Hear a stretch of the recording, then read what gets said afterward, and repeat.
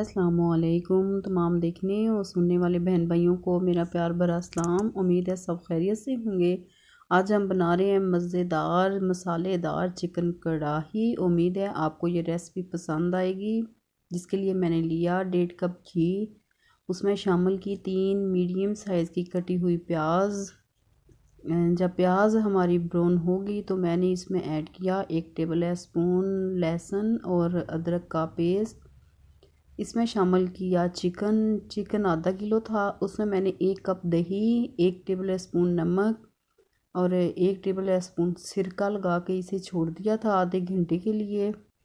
साथ मैंने ऐड किए 3 मीडियम साइज़ के कटे हुए टमाटर, छिलका मैंने इनका रिमूव कर लिया था।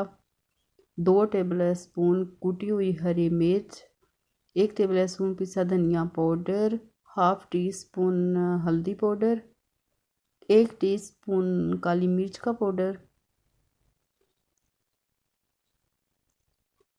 इन्हें मिक्स किया और 10 मिनट के लिए इन्हें मैंने हल्की आंच पे छोड़ दिया ताकि दही के पानी में हमारी चिकन अच्छी तरह गल जाए और टमाटर भी गल जाएं। आपने इसमें और पानी ऐड नहीं करना।